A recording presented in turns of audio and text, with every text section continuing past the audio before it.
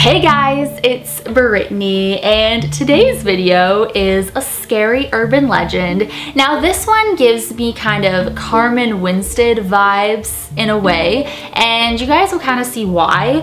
But yeah, it just kind of gave me those vibes, and I feel like it was such good times on my channel back then. And I mean, I'm not saying it's not good times right now, but you know what I mean? I always like to do kind of throwbacks and vibes. As you guys know, I'm all about the vibes. But yeah, so I know a lot of you really liked my Carmen Winstead video, so I will leave that down below if you have not seen it. But I know that is a video where a lot of you actually, that's how you found me. So when I was reading about this, I was like, you know what, it kind of gives me vibes of that video, so might as well do it. So this is all about the Smith sisters, and they were murdered in their bedroom. So it's really kind of disturbing and creepy. It involves the internet, pop-ups, emails, weird stuff like that, but I freaking love it. So let's get right on into it. So there's this boy named John, and he just had this fascination with scary emails, scary pop-ups. You know, every time he would come across a scary email or just some scary pop-up, he would send it to everybody he knew, his friends, his family, even strangers. He would even make his own scary emails or pop-ups and send them to people because he just genuinely enjoyed scaring people, you know, like myself, so I can relate. It was kind of his daily routine, you know, going online, checking emails, pop-ups. It's just something that he really lived for. Until one day in November of 2007, so like a long time ago, guys. I guess not too long ago if you think about it, but he received this email from somebody known as the Smith sisters. Now this email from the Smith sisters definitely gave John a very eerie, odd, creepy vibe, because these two girls were claiming to be his older sisters, which, you know, he was kind of like, no, because I'm an only child, you know? And they started saying that they actually lived in the house that he lives in right now. At first he kind of thought it was a joke, but they kept going on and on about being his sisters and, you know, living in the house and kind of describing the house. So he wrote back to them saying, like, leave me alone, you know, like, get lost, I don't know who you are, but y'all crazy.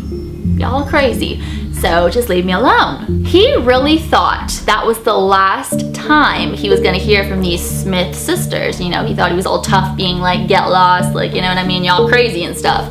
But no, you know, he carried on with his day, but the next day, he received a really creepy message with photo attachments in this email. So he opened it and he noticed it was two young girls. Now this was the first picture that he opened from this email. So he was just like, hey, what the heck, like, who sent me this? And it said, Smith sisters murdered anonymously. So that right there definitely gave him an eerie feeling, and he started reading their message, and the Smith sisters said that they lived in this boy's house in 1993. They're his older sisters. His bedroom was once their bedroom.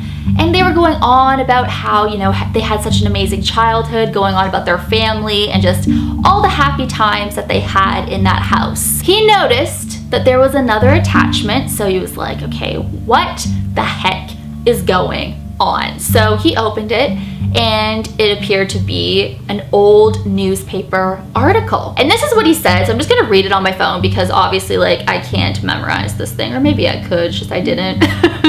So it says, in 1993, two sisters were brutally murdered in the small town community of Plainfield, Wisconsin. Lisa Smith, 19, and her sister Sarah Smith, 15, were attacked in their parents' home on the night of November 17th, around 1:30 a.m. The Smith sisters were lying in bed when a crazed killer broke into the house. No one heard them scream. In the morning, their parents found the dead bodies of the Smith sisters hidden in the bedroom closet. They had been skinned alive. The killer was long gone and no trace of him could be found. They had been murdered anonymously. Police conducted an extensive investigation, but to no avail. The motives for the attack were never discovered, nor was the attacker ever found. The only lead authorities had was a series of strange emails found in Lisa's computer. The case was closed in October of 2000. He continues reading past the newspaper article, and the Smith sisters were saying how mad they were that this investigation was closed, and they were so angry. They were so angry at their parents for forgetting about them, for having a new baby by the name of John. They were also super angry because their parents never mentioned to John that they were his sisters. So can you just imagine being John right now and you're reading all of this and you're just like, what the heck, you know? Like, I have the chills right now. I have the chills and I'm surrounded by all these crazy animatronics, which does not help. So John's trying to take this all in, but then he's like, you know what? These people are messing with me. It must be someone from school. It must be somebody that I've sent creepy emails to. So he wrote them a very angry message back saying like, you're full of crap. You're making this up. There's no way that you're related to me. I'm an only child. Go to hell. That's what he said. Go to hell. 5 minutes later, he received another email from the Smith sisters that said, if you don't believe us, look inside the bedroom closet. Now that was the very last email sent to John, and the police were unable to track or trace who was sending him all those emails with the attachments and the creepy messages. The police went inside of the bedroom closet and saw a message carved on the floor of the closet, and it said, Lisa and Sarah, 1993. Underneath Lisa and Sarah, 1993, it said, John, 2007. No one knows what happened to John, but the next morning when his parents woke up, they noticed that he was missing. When they opened their son's bedroom closet, they found John, his dead body in the closet, skinned. He had been skinned alive. All the police had were these emails, and then all of a sudden he's in his closet and he's dead. But the last email said to look into the closet. So nobody knows what happened when he was in the closet. Obviously he was skinned alive, but who did it? The parents, of course, were devastated because they were thinking, you know, first our daughters, they were murdered the same way, and then John, but at the same time, like, you never even told John about your two daughters who were murdered in that house, in that bedroom, and her body was, or their bodies, both their bodies, were found in that closet.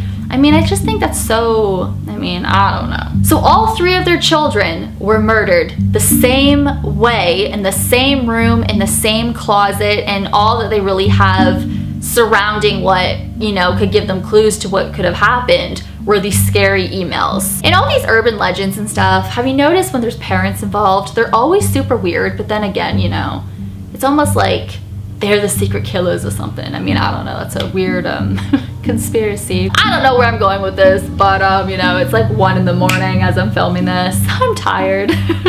So I hope you guys enjoyed this video. Let me know what you guys think. As always, you rock my world in the song lyrics of Michael Jackson. Hashtag team Brittany44, hashtag Barretha Renz, hey. And I will see you guys in Wednesday's video. Bye.